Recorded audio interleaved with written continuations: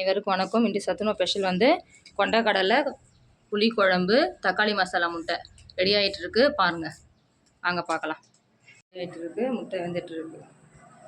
காஞ்சி வச்சு கடுகு சின்ன ஜீரகம் வெந்தயம் போட்டு தாளிக்கிறாங்க. கருவேப்பிலை, தக்காளி, வெங்காயம், பச்சை மிளகாய்,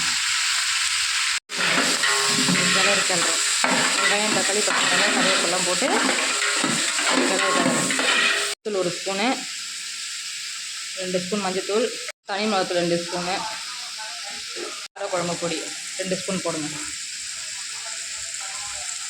ஓகே.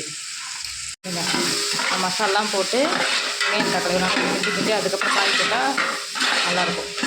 போடணும். வெங்காயம் வதக்கினதுக்கப்புறம் கத்திரிக்காய், முள்ளங்கி, அவரைக்காய் எல்லா காயும் இருக்குது பாருங்கள். கொத்தரங்காய், புளிக்குழம்பு. இன்றைக்கி அருமையான புளிக்குழம்பு பசங்க சாப்பிட போகிறாங்க. கொண்டக்கடலை நம்ம அலசி வச்சுருக்கோம். கொஞ்சம் காய் வதக்கிறதுக்கு கொண்டக்கடலை போட்டுக்கலாம். அலசி வச்சு கொண்டக்கடலை இதெல்லாம் உப்பு போட்டு நல்லா ஒரு கிண்டி மூடிடணும். மூடிட்டு அதுக்கப்புறம் தான் புளியை கரைச்சி ஊற்றி கொதிக்க விடணும். குழம்பு நல்லா உப்பு போட்டு நல்லா ஒரு கிளறணும். நல்லா ஒரு கிளறணும்.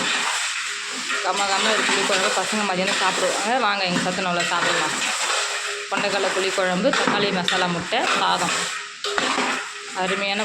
இப்போ நல்லா ஒரு கிளறி இதை வந்து மூடி போடணும். மூடிட்டு காய் எடுத்து ஊற்றணும். வந்து அருமையாக கொதிக்குதா, சூப்பராக சத்துணவில் தக்காளி முட்டை ரெடி பண்ணிகிட்ருக்காங்க.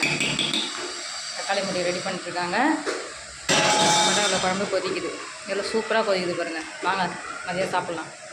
சாதம், கொண்டக்கடலை போட்ட புளிக்குழம்பு, இது பக்கம் தக்காளி முட்டை. பசங்க ரெடியாக இருக்குது.